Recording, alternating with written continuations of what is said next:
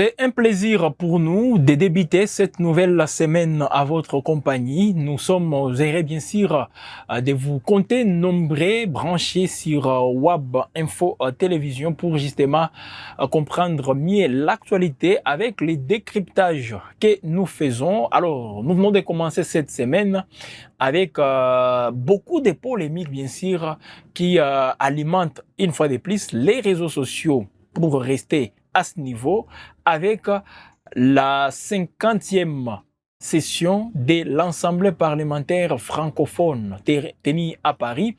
La République démocratique du Congo était représentée par le président de la Chambre basse du Parlement et son homologue de la Chambre haute du Parlement, donc les sénateurs Jean-Michel Sama Lukonde. Ils étaient à la tête d'une grande délégation, il faut le dire ainsi, de la République démocratique du Congo. Alors, ce qui fait aujourd'hui, ce qui alimente plutôt plusieurs polémiques sur les réseaux sociaux, c'est cette accolade entre Vital Kamerhe et les parlementaires rwandais, et les gens discutent sur les faits pour Vital Kamerhe d'avoir accepté d'embrasser plus donc dans ce sens les représentants rwandais, tout en sachant plutôt que la République démocratique du Congo est en guerre selon et contre les Rwandais.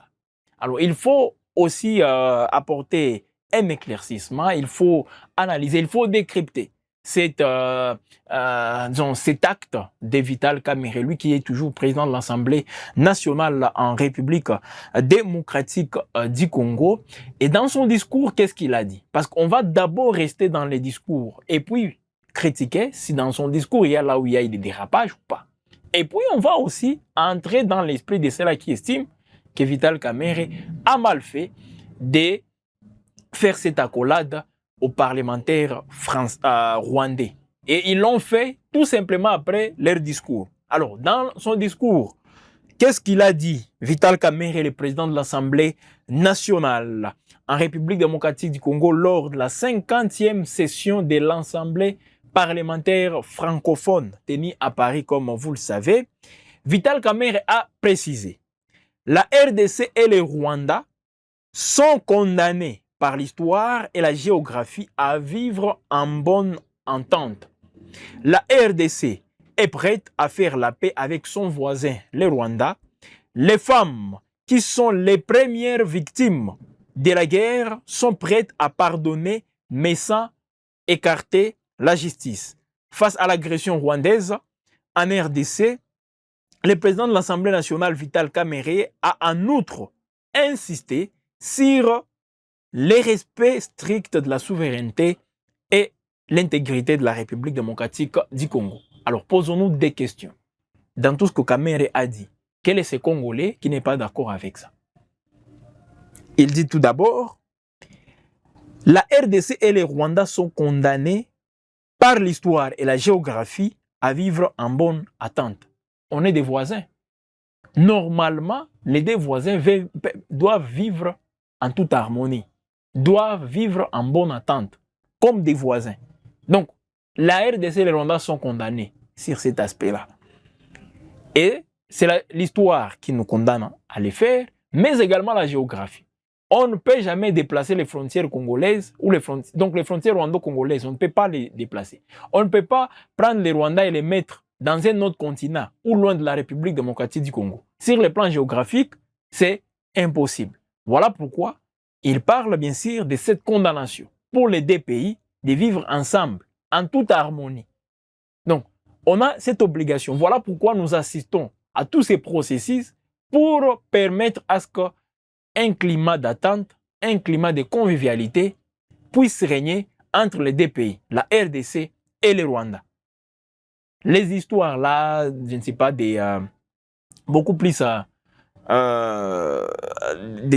il y a des gens qui sont beaucoup plus radicaux et qui ne veulent même pas entendre parler du Rwanda. Oui, on comprend. Mais finalement, jusqu'où on ira avec cette attitude-là?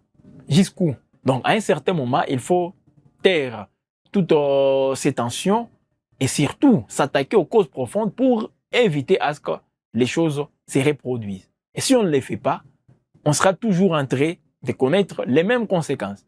Parce qu'à un certain moment, nous nous posons de questions, est-ce que les Congolais réfléchissent aussi ensemble par rapport aux conséquences?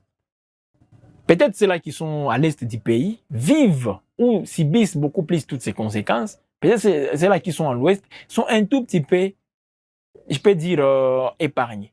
Voilà pourquoi les degrés même des réflexions n'est pas les mêmes. On va revenir aussi sur tout ce qui a été aussi, donc toutes les critiques dont est victime aujourd'hui Vital Kamerhe pour ces gestes-là, cette accolade avec ces parlementaires rwandais. Alors, mais avant cela, il faut aussi préciser que l'Assemblée parlementaire de la francophonie a adopté une résolution soutenant l'accord de paix RDC-Rwanda. Voilà déjà. Donc, dans l'ensemble même, cet organe, donc l'Assemblée plutôt parlementaire de la francophonie, a aussi adopté une résolution qui soutient les processus de paix. Disons, l'accord signé à Washington entre la RDC et le Rwanda. Une signature, bien sûr, qui a été saluée par plusieurs Congolais, surtout la plupart de ces gens-là, bien sûr, qui critiquent aujourd'hui les gestes de Vital Kamerhe. Ils ont salué la signature de l'accord de paix à Washington. Et c'était entre la RDC et le Rwanda. Où on a assisté aussi à ces poignées de main, cette poignée de main entre Thérèse Kaikwamba et son homologue rwandais Olivier Nduhungirehe. Et ça a été salué par tout le monde. Bien sûr, tout le monde. Au-delà du fait de saluer, les gens ont même crié à la victoire après, bien sûr, cette signature entre la RDC et le Rwanda. Mais pourquoi c'est Kamerhe qui doit toujours subir aussi toutes les critiques allant dans ce sens? Et pourtant, son discours, je tiens à le préciser, les discours de Kamerhe tenus, bien sûr, à l'Assemblée, à cette session, 50e session, bien sûr, de l'Assemblée parlementaire de la francophonie, un discours qui a été donc salué par les ambassades, bien sûr, de toutes les pays, de toutes les délégations qui étaient présentes. Les différentes ambassades ont salué ces discours, même dans la sous-région. C'est un discours à l'unanimité qui a trouvé un écho aussi favorable. Donc, il y a des gens qui ont bien sûr salué cela, et c'est tout à fait normal. Parce que dans la sous-région, tout le monde veut voir la RDC et le Rwanda, justement, aboutir à une aussi résolution pacifique de cette crise aujourd'hui qui déchire les deux pays. Tout le monde dans la sous-région. Alors, ça dépend aussi de la manière dont on peut peut-être les faire remarquer. Tout le monde, que ce soit dans la sous-région de Grand Lac, dans la CEAC, dans l'EAC, dans la SADC, tout le monde, j'ai dit bien, fait voir que les deux pays, bien sûr, aboutir à une résolution pacifique de ces conflits. Parce que depuis que ça a commencé, on n'a jamais vu aussi des attaques entre pays sur le plan militaire. Un conflit ouvert militairement. Ça, non. C'est vrai, les FARDC peuvent tout simplement se défendre lorsqu'elles se sentent soit attaquées, et ça se passe en République démocratique du Congo. Mais on n'a pas encore vu la RDC s'attaquer directement au Rwanda sur le plan militaire. Pourquoi? C'est pour éviter à ce qu'il y ait aussi une escalade qui aura des conséquences incalculables. Alors, dans les dires aussi, dans notre façon de voir les choses comme Congolais, il faut aussi éviter de tomber souvent dans des considérations beaucoup plus, disons, qui sont là tout simplement pour diviser encore les gens. Ça, je l'ai dit. C'est vrai, là, les Congolais sont les premières victimes de ces conflits. Ce sont les Congolais qui sont les premières victimes. Mais pour mettre fin à cette situation, c'est pas de cette manière, c'est pas de s'attaquer toujours à ceux-là que vous considérez comme étant les auteurs de tout ce qui se passe. D'où cette accolade, bien sûr, Kamerhe, mais c'est critique. Il y a beaucoup de critiques. En tout cas, quand les autres peuvent faire tout ce qu'ils veulent, rappelez-vous, bien sûr, lorsqu'on disait que la République démocratique du Congo, oui, elle est en train de s'inscrire dans un autre schéma pour arriver à une solution pacifique de cette crise. Alors, de son côté, parce que je viens de vous donner les discours de Kamere, de son côté, avant cette accolade, les représentants du Rwanda, qu'est-ce que lui aussi il a dit? Le Rwanda est également prêt à soutenir les efforts qui visent la paix. C'est la réponse de Moussa Fazil Harerimana, député rwandais. Alors, lui, il estime que le Rwanda est aussi prêt à soutenir les efforts de paix. Donc, tout ce qui est en train d'être fait, le Rwanda est prêt. Bon, peut-être dans son discours, on voulait peut-être qu'il dise aussi que le Rwanda est aussi prêt à conclure une paix avec la République démocratique du Congo. Mais soutenir les efforts, c'est bon, ça ne suffit pas. Mais qu'on se contente quand même de ça. Parce qu'on ne pouvait pas quand même lui demander aussi bon, de faire peut-être le même discours que Kamere. Mais comme il dit que le Rwanda est prêt, alors le Rwanda toujours dit cela. Mais la question que les gens se posent, c'est par rapport aussi à la sincérité. Est-ce que le courage de les dire, c'est le même courage qu'ils peuvent avoir pour les matérialiser? C'est toujours ça aussi la question qu'on se pose. Mais déjà, vous allez comprendre, mesdames et messieurs, que ce sont toujours les faits diplomatiques, ou disons les discours diplomatiques, où on a toujours les non-dits. Mais Kamere, je crois qu'il a fait sa part. Il a fait sa part. Il ne faut pas toujours tomber dans cet esprit où on doit rester avec ces radicalismes à outrance qui, malheureusement, qu'il n'est pas en train de nous aider dans tout ce que nous traversons aujourd'hui. Depuis que cet acte radical a commencé, depuis toutes ces années, qu'est-ce qu'on a déjà gagné? Voilà la question qu'on peut tout de même se poser. Alors, avec aussi cette réponse du représentant rwandais, du Rwanda plutôt, les représentants du Rwanda, on comprend aussi que les efforts qui sont aussi fournis ça et là, dans tous les processus de paix, peuvent aussi être bien matérialisés s'il y a, comme nous le disons toujours, la sincérité et le courage de part et d'autre. Alors que la République démocratique du Congo, pour sa part, il faut le dire, manifeste cette volonté. Et ce n'est pas aujourd'hui que la RDC a commencé bien sûr à manifester sa volonté pour trouver des solutions pacifiques à toutes ces crises bien sûr qui déchirent l'Est du pays. Alors en face, d'autres interlocuteurs doivent aussi manifester ce courage-là, cette volonté.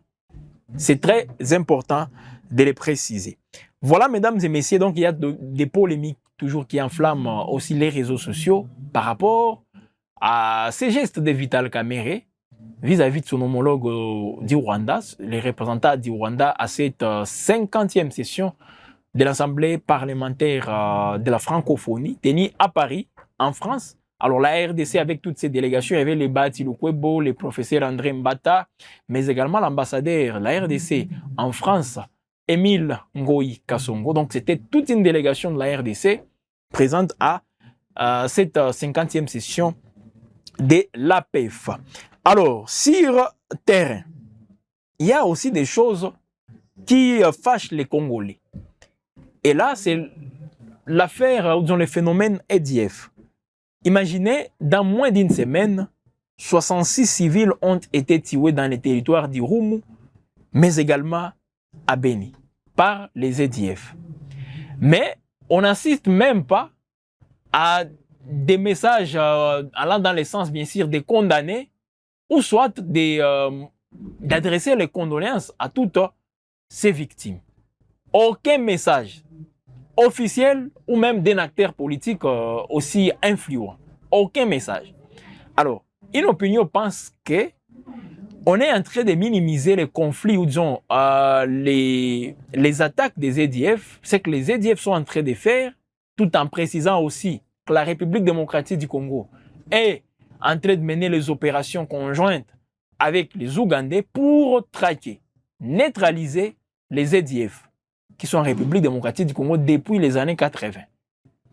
Alors, Déjà, sur le terrain, il y a quelques signaux, mais les massacres continuent.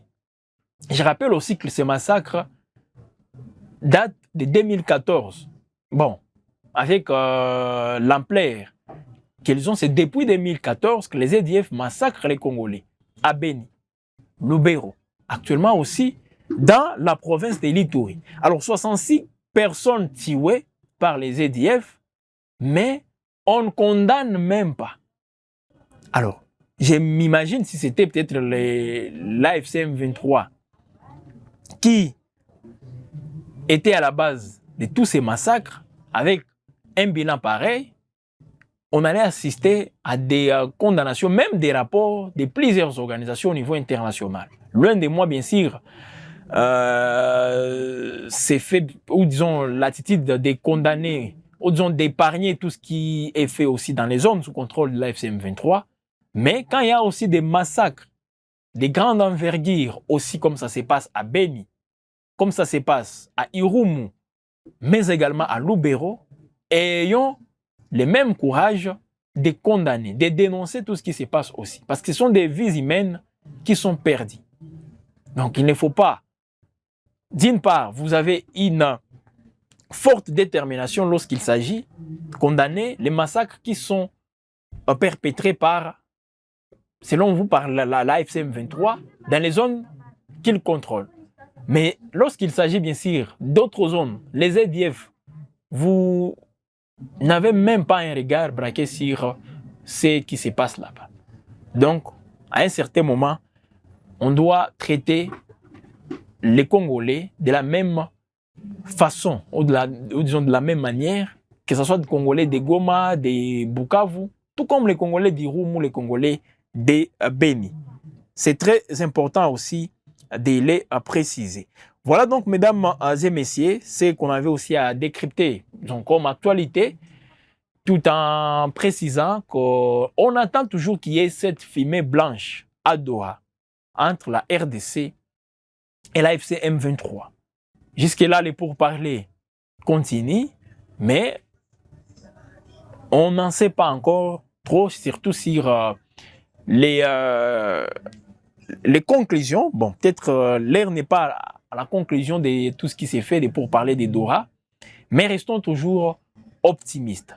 Alors, jusque-là, il n'y a pas de fumée blanche comme je viens de le dire, mais les différentes parties prenantes à ces processus continuent toujours de travailler aussi sans pour autant dévoiler tout à la portée, mettre tout à la portée du public. C'est tout à fait logique, c'est aussi responsable pour éviter à ce qu'il y ait beaucoup de spéculations qui, des fois, prennent de l'ampleur que les bonnes décisions, disons les bonnes conclusions qui seront ici de ces processus.